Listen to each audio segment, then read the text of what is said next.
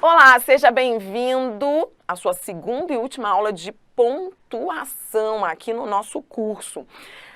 Bom, na nossa primeira aula nós aprendemos os sinais de pontuação, nós começamos pela vírgula, né? Hoje nós vamos completar. Então hoje nós vamos falar do ponto e vírgula, dos pontos, travessões, parênteses e o mais importante, eu vou preparar você para aquelas questões em que a sua banca vai perguntar sobre a troca de um sinal de pontuação por outro.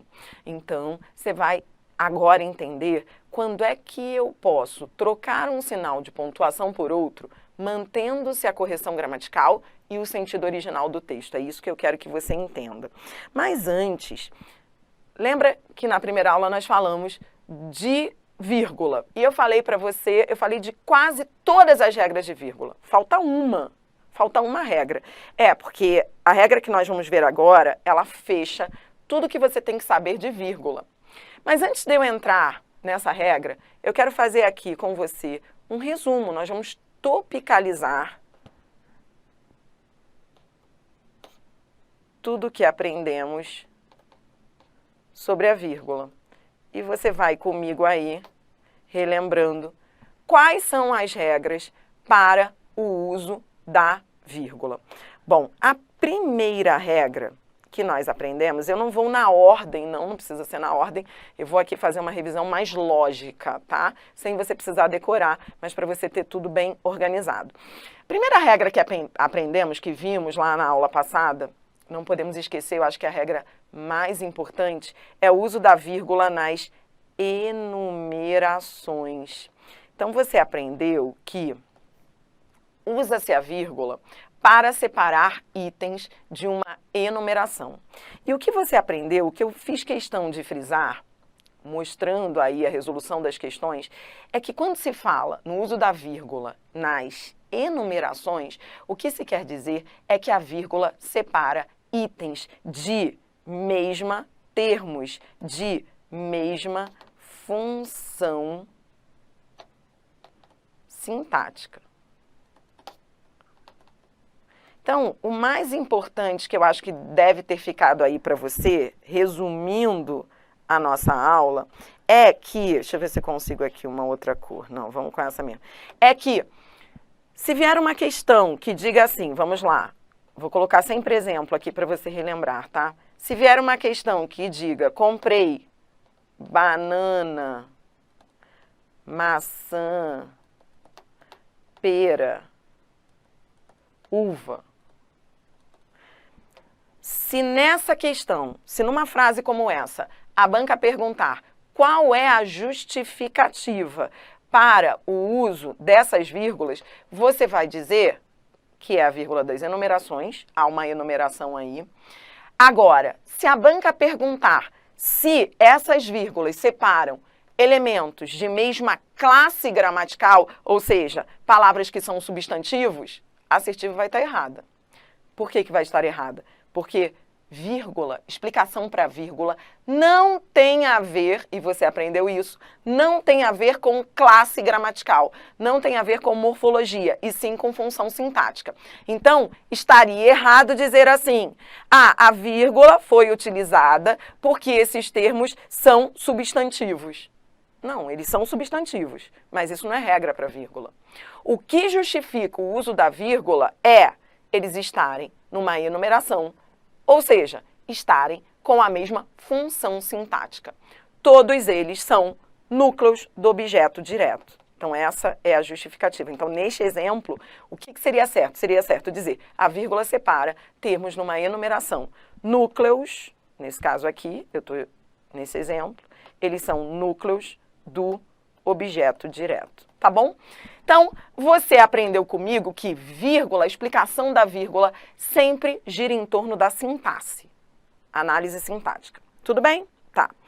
Aprendemos também a vírgula separando o vocativo, que é o chamamento. Então, se você diz assim, mamãe, venha já. Então, veja, Aqui a vírgula separa o vocativo, lembrando que vocativo é a invocação, é um chamamento.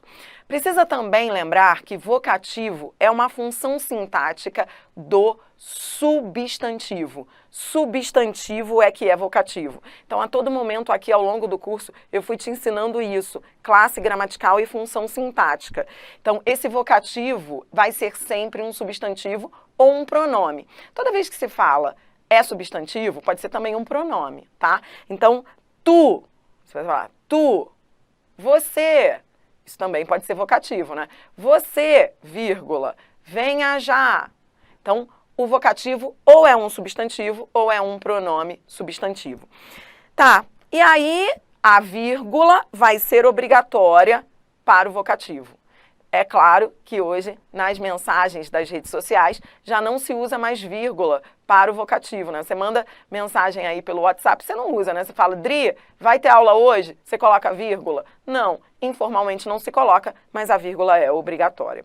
Houve também, e aqui eu estou te ensinando tudo, estou fazendo revisão também, de algo que eu vi já faz um tempo numa prova do CESP, em que a banca explorou uma observação de pé de página da gramática do Celso Cunha, que é um gramático top.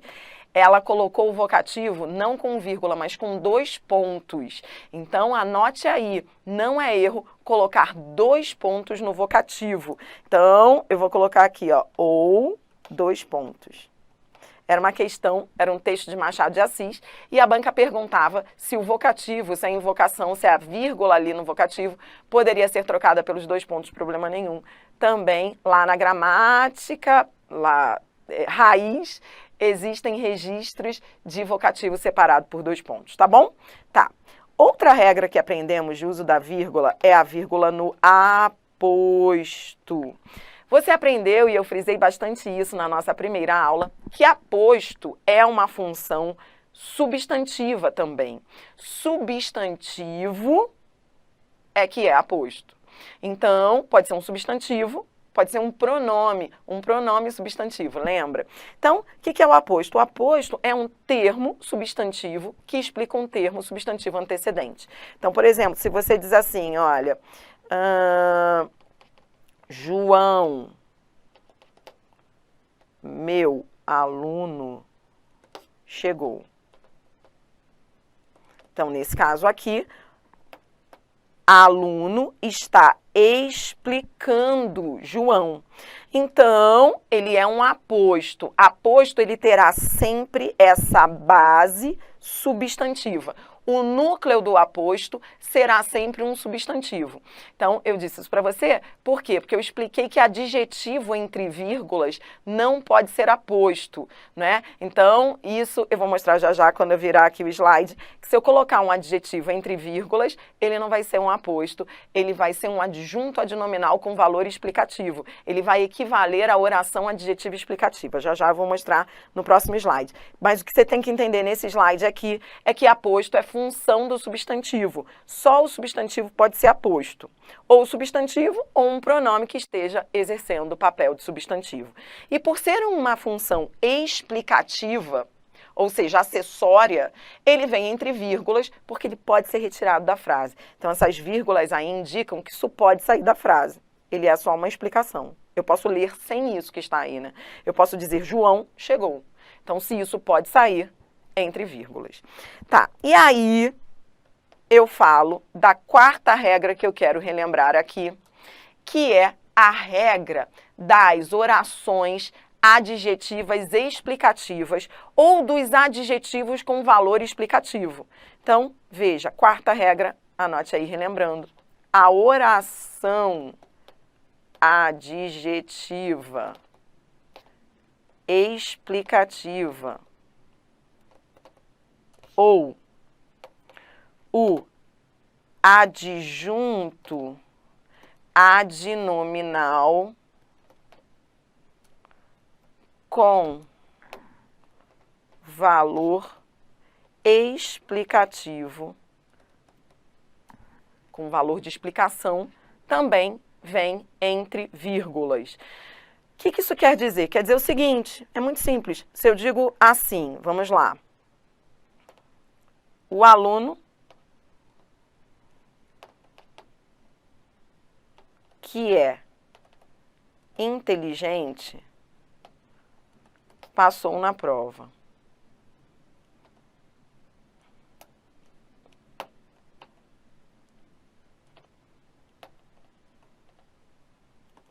Tá? Então, veja, nesse primeiro exemplo, eu tenho aqui uma oração adjetiva e explicativa. Esse primeiro exemplo é o mais fácil. Por que é o mais fácil? Porque você já sabe reconhecer uma oração adjetiva. Ela sempre começa com um pronome relativo. Esse aqui é um pronome relativo, por quê? Porque você, como é que você sabe que esse aqui é um pronome relativo? Porque você já está aí com isso no sangue, você já sabe substituir, você olha para esse que e você percebe que ele pode ser substituído por o qual.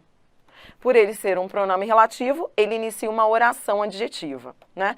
E como ela está explicando o sentido do substantivo antecedente, eu estou explicando, eu não estou restringindo. Nesse caso, nesse contexto, eu quero explicar que ele é inteligente. Por isso, ela vem entre vírgulas. Então, ela é uma oração subordinada, adjetiva e explicativa. Tá bom? Tá, então essa é uma outra regra de uso das vírgulas. É a vírgula, nesse caso as vírgulas, separando a oração adjetiva e explicativa. Que vem entre vírgulas, então, porque é uma informação acessória, ela pode sair da frase. Eu estou explicando que o aluno é inteligente.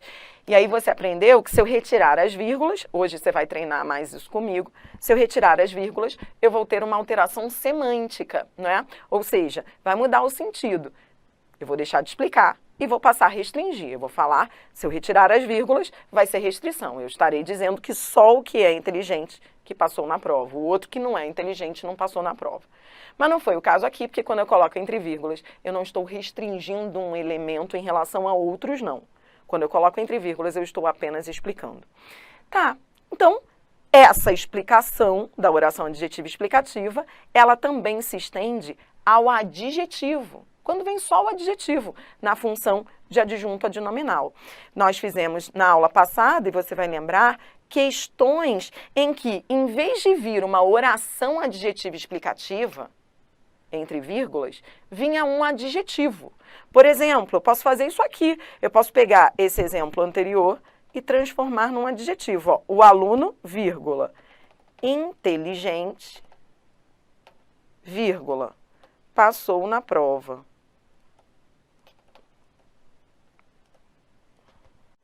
Tá? Então, nesse caso aqui, se eu digo, ó, o aluno, vírgula, inteligente, vírgula, passou na prova, o outro lá, na lama, vai dizer assim, ah, é aposto, porque tudo que vem entre vírgulas é aposto. Estou me lembrando do meu marido, não te contei que meu marido, querendo tirar uma onda de português, falou, ah, eu sei que tudo que vem entre vírgulas vem aposto. Você não vai mais esquecer essa história. Então, assim, o outro que está na lama vai dizer assim, ah, veio entre vírgulas é aposto. Mas você, que está já em outro patamar, você vai dizer assim, não, não é aposto, essa frase é diferente da anterior, porque aposto é função substantiva. Até escreva isso daí, né? O aposto é função substantiva. E, nesse caso, eu não tenho um substantivo. Ó. Inteligente é um adjetivo, morfologicamente falando. Se é um adjetivo, não pode ser aposto. Tá, então ele é o quê? Ele é um adjetivo na função sintática de adjunto adnominal com valor explicativo. Na realidade, e aí você aprendeu isso comigo, eu estou relembrando, é como se eu colocasse um que é aqui. Quando eu coloco o que é, eu percebo que na realidade esse adjetivo tanto é um adjunto adnominal com valor de explicação, tanto ele é um adjunto adnominal, tanto ele é um adjetivo que eu posso transformar numa oração adjetiva. Eu posso até colocar um que é. Quando eu coloco o que é, eu vejo que isso aí é um adjetivo mesmo, não é um aposto. Por que que não é um aposto? Porque eu transformo numa oração adjetiva. Então, esse macete de colocar que é uma prova de que essa palavra aqui, inteligente, não é aposto. Ele é um adjetivo com valor explicativo, ou seja, equivalendo, portanto, a uma oração adjetiva explicativa. Ficou claro isso para você? Então, essa foi uma outra regra de uso das vírgulas. Então, resumindo essa regra 4 aí, organizando essa regra 4 na sua mente, você aprendeu que o adjetivo ou a oração adjetiva, quando vem entre vírgulas, tem valor de explicação. Está explicando o substantivo antecedente. Beleza. Uma outra regra de uso das vírgulas foi a vírgula na elipse. E aí nós aprendemos, dentro dessa regra aí, que é simples, mas aparece pra caramba em prova. Nós aprendemos que quando se omite um termo que está ali subentendido, a vírgula, ela aparece para marcar essa elipse, para marcar a supressão desse elemento. Então, por exemplo, nós vimos lá aquela frase, os homens trouxeram a comida, as mulheres a bebida. E aí você aprendeu que essa vírgula aqui da elipse, ela é uma vírgula obrigatória, ela tem de aparecer. Por quê? Porque ela está marcando a omissão do verbo. Você aprendeu que toda vez que há omissão de um termo que, inclusive, apareceu ali anteriormente na frase, foi mencionado anteriormente, essa elipse é também chamada de zeugma. E aí você aprendeu que, eu vou colocar aqui ao lado, peraí, deixa eu pegar um espaço, que você pode chamar isso aí de vírgula da elipse, você pode chamar isso da vírgula marcando zeugma. O que é zeugma, portanto? Zeugma é a elipse, ou seja, é a omissão de um termo que já apareceu antes. Então, se a prova, se a questão perguntar se essa vírgula é a vírgula da elipse, você vai dizer que sim, porque ela omitiu-se aí um verbo. Se a banca perguntar se é a vírgula do zeugma, é a mesma coisa, você vai dizer que sim. Por quê? Porque houve um termo que foi elidido, omitido, mas que já apareceu anteriormente. Então, tanto faz dizer elipse ou zeugma. E você aprendeu também que essa é a chamada vírgula vicária, do verbo vicário, né? Vírgula vicária. Nós falamos sobre isso também na nossa aula anterior. O que é a vírgula vicária? Lembrando que vicário tem a ver com vizinho, né? Vizinho é o mesmo radical. É a vírgula que substitui um termo que já foi mencionado ali anteriormente, um termo vizinho. Então, há 3 formas aí possíveis de se falar dessa vírgula. Vírgula da elipse, vírgula do zeugma ou a vírgula vicária, que está substituindo um verbo vicário, um verbo vizinho. Tudo isso você aprendeu comigo, você aprendeu muita coisa. Depois nós falamos da vírgula nas conjunções. Então agora vamos para outra regra. Essa regra aí é importantíssima também em termos de estatística de prova. Sempre cai essa regra 6, que eu vou colocar aqui, que é a vírgula das conjunções coordenativas.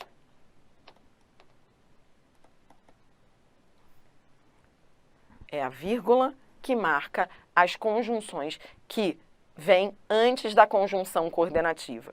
E você aprendeu algumas coisas em relação às conjunções coordenativas. Eu vou te dar exemplo para você relembrar. Digamos que eu tenha, vou fazer aqui um esquema de conjunção coordenativa. Ó. Digamos que eu tenha uma oração 1, uma conjunção coordenativa e uma oração 2.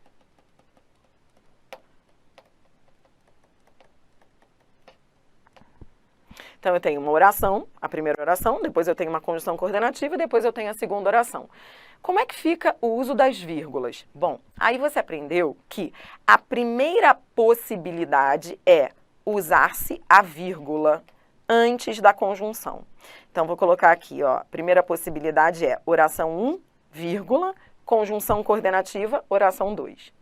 Aprendeu também que uma outra possibilidade, e hoje você vai ver isso comigo nas questões, porque nós vamos estudar o ponto e vírgula, uma outra possibilidade é oração 1, ponto e vírgula e conjunção. E toda vez que você coloca o ponto e vírgula antes da conjunção, a vírgula depois da conjunção, ela é facultativa, ela é opcional.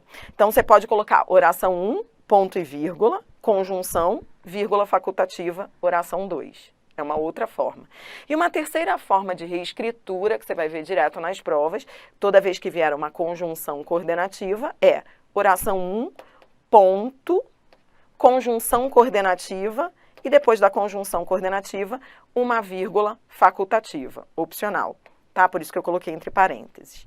Dri, esse esquema, você pode me dar exemplo desse esquema? Posso. Então, vou te dar exemplo desse esquema. Então, se eu digo assim, vamos lá, ó, ele, ó, vou colocar aqui, esse asterisco é para mostrar que eu estou dando exemplos para esse esquema. Então, se eu digo assim, ó, ele estudou muito, vírgula, porém, ficou nervoso. Pronto. Então, no primeiro caso, o que eu fiz? Fiz o primeiro esquema, que é a primeira e mais comum possibilidade, colocar a vírgula antes da conjunção. Então, essa é a primeira e mais comum, é essa que você tem que usar nas redações. Então, você quando for usar uma conjunção coordenativa, você vai colocar sempre essa conjunção coordenativa ligando duas orações e a vírgula antes dela. Tá bom? Então, essa é a hipótese mais comum e a preferível em redações e discursivas. Uma outra possibilidade é oração 1, ponto e vírgula, conjunção coordenativa e vírgula facultativa depois da conjunção coordenativa. Por exemplo, aí eu vou agora mostrar a você, ficaria ele estudou muito, ponto e vírgula, porém, e nesse caso, portanto, a vírgula, ela é possível, ela não é obrigatória. Mas como eu usei o ponto e vírgula, e não a vírgula, antes da conjunção, aí eu posso ou não colocar a vírgula depois dela. Ela é opcional. Então, porém, vírgula facultativa, ficou nervoso.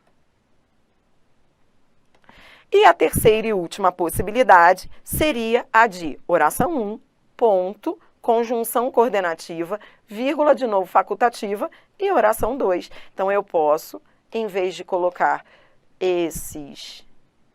essas duas orações no mesmo período, eu posso fazer isso, ó, eu posso transformar em dois períodos. Ele estudou muito, ponto.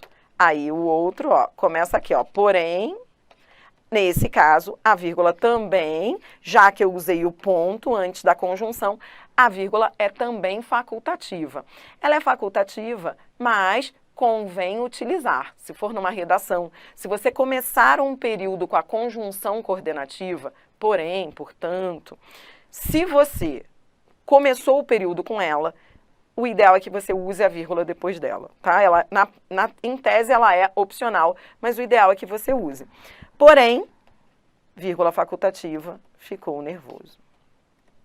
E nós vimos, inclusive, que a conjunção mais é desaconselhável no início do período. Lembra que nós falamos sobre isso na aula passada? Nesse caso aqui, se fosse a conjunção mais, a gramática tradicional diz que não se deve começar período com mais, lembra? O porém pode, o entretanto pode, mas o mais não. Falamos sobre isso também, tá? E aí, o que você está estudando? Venha comigo, você está estudando o uso das vírgulas nas conjunções coordenativas. E eu já estou te apresentando reescritura. Você pode usar vírgula, pode usar ponto e vírgula, pode usar ponto. E uma outra coisa que você aprendeu ainda nas conjunções coordenativas é, se houver deslocamento, em caso de conjunção coordenativa deslocada, aí ela vai ficar entre vírgulas.